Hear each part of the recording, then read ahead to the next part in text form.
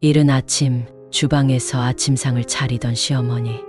은숙은 며느리 수진이 안방에서 갓 태어난 아이를 돌보는 모습을 흐뭇하게 바라보았다. 아이는 작고 연약했지만 그 미소에는 묘한 익숙함이 깃들어 있었다. 하지만 시간이 지날수록 은숙은 아이를 볼 때마다 가슴 한편이 묘하게 두근거렸다. 아기의 얼굴을 가만히 들여다보면 볼수록 자신이 너무나도 잘 아는 사람을 닮았다는 생각이 들었다. 그것도 아주 가까운 사람을. 그러던 어느 날 은숙은 거실에 놓인 가족 사진을 보다가 마치 벼락을 맞은 듯 멈춰섰다. 그 사진 속 인물은 다름 아닌 자신의 남편, 즉 아이의 할아버지였다. 설마. 온몸이 떨리고 손끝이 차가워졌다. 그저 우연의 일치일 거라고 애써 자신을 다독였지만 뇌리에서 그 의심을 지울 수 없었다. 결국 은숙은 몰래 아이의 유전자 검사를 의뢰했다. 결과가 나오기까지의 며칠이 영겁과도 같았다. 그리고 마침내 받아든 결과지에는 믿을 수 없는 사실이 적혀 있었다. 아이는 자신의 남편, 즉 시아버지의 아이였다. 은숙은 손에서 종이를 떨어뜨렸다. 심장이 미친 듯이 뛰고 숨이 가빴다. 믿고 싶지 않았다. 하지만 증거는 명백했다. 그녀는 며느리 수진을 바라보았다. 수진 역시 이 사실을 알고 있었던 걸까? 아니면 철저히 속고 있었던 걸까?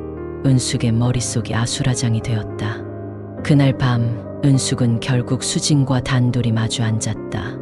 그녀는 조용하지만 단호한 목소리로 물었다. 수진아, 너 이 일이 어떻게 벌어진 건지 말해줄 수 있겠니? 수진은 떨리는 손으로 무릎을 감싸 쥐었다. 눈물이 차오른 그녀는 입술을 깨물며 한참을 망설였다. 그리고 마침내 떨리는 목소리로 입을 열었다. 어머니, 사실은 저는. 수진의 눈에서 눈물이 흘러내렸다. 그녀는 억누르고 있었던 진실을 털어놓기 시작했다. 어느 날 밤 남편이 출장으로 집을 비운 날이었다. 시아버지는 술에 취한 채 그녀의 방으로 들어왔고 그녀가 아무리 저항해도 벗어날 수 없었다. 그날 이후 수진은 말도 하지 못한 채 악몽 같은 시간을 견뎌야만 했다. 은숙은 온몸이 얼어붙는 것 같았다. 손끝이 차가워졌고 심장이 미친 듯이 뛰었다. 그녀는 믿고 싶지 않았지만 수진의 떨리는 눈빛은 거짓이 아니었다. 그녀는 남편을 향한 분노와 배신감, 그리고 며느리를 향한 깊은 연민 사이에서 몸서리쳤다. 그날 밤 남편이 퇴근하자마자 은숙은 조용히 말했다. 당신, 나랑 할 얘기 있어. 남편은 의아한 표정을 지으며 앉았지만 곧 은숙이 내민 유전자 검사 결과지를 보더니 얼굴이 하얗게 질렸다. 그리고 이어지는 은숙의 말에 그는 더 이상 아무 말도 하지 못했다. 수진이가 다 말했어. 남편은 움찔했다.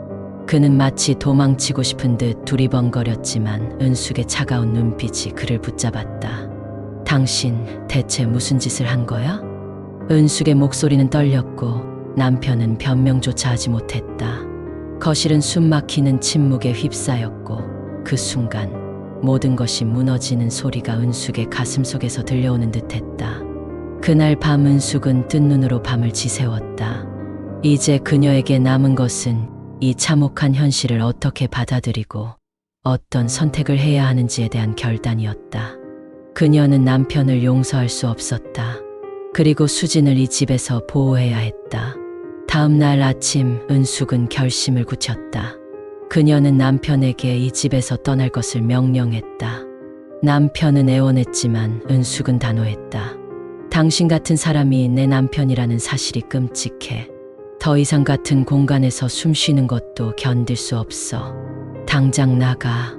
그날 이후 은숙은 수진과 같 태어난 아이를 지키기로 마음먹었다. 상처받고 망가진 며느리를 위해, 그리고 죄 없는 아이를 위해 그녀는 모든 걸 걸고 싸우기로 했다. 이 집에서 더 이상 악몽이 되풀이되지 않도록. 그렇게 또 하나의 밤이 깊어갔다. 하지만 이 밤이 지나면 은숙과 수진의 삶은 완전히 달라질 터였다.